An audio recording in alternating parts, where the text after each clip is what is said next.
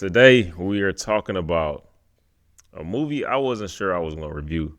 Actually, I had no intention to review this movie, but I was invited to an early screening of Eddington. It's a film by Ari Aster.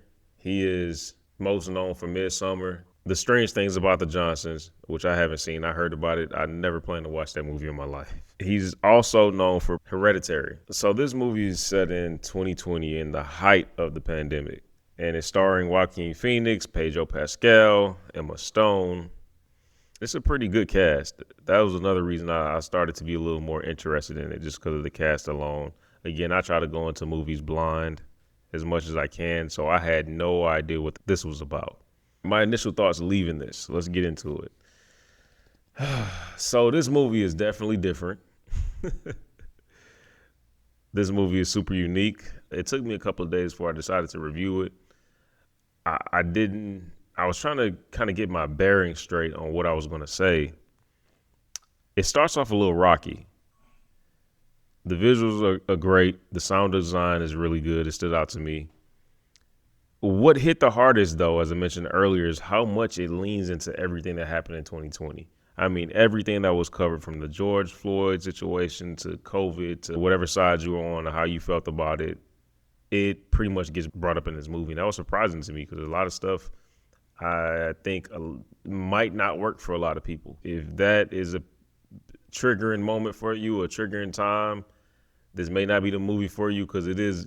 I think what works well in this movie is Ari Aster catches the essence of what happened in 2020. He catches that very well in here. But for me, what didn't work is partially through there's a bit of a tonal shift. There's a tonal shift midway that after sitting with it for a few days, I have mixed feelings about it, because initially I liked the tonal shift while I was watching it, because I thought the first half of the movie was dragging for me. With all the 2020 coronavirus, PTSD stuff, I wasn't interested. I kind of checked out. But once we get to a certain point in the movie, it did have me lock in. I was kind of on board for the rest of the movie. However, it was so much of a tonal shift that, thinking back on it, the movie kind of felt like a tone soup. It didn't feel cohesive. I respect what it was trying to do. I do respect what it was trying to do. But it just didn't land for me, man. And I think you're going to get a lot of that. This is going to be one of those films that split down the middle. I think people are going to either really like it or really hate it. I can see a lot of people walking out of the movie. I can see a lot of people just thinking this is the worst thing he's done so far. And that's saying a lot, because that 2011 movie he made, yeah, so... Yeah, but as for me, I'm not too hyped about the movie. I do like the performances from Joaquin Phoenix and Pedro Pascal. Emma Stone, for her portion of the movie that she's in, I don't really think she was needed.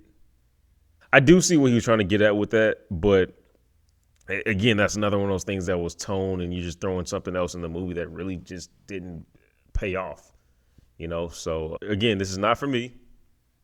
I say go see it at your own discretion.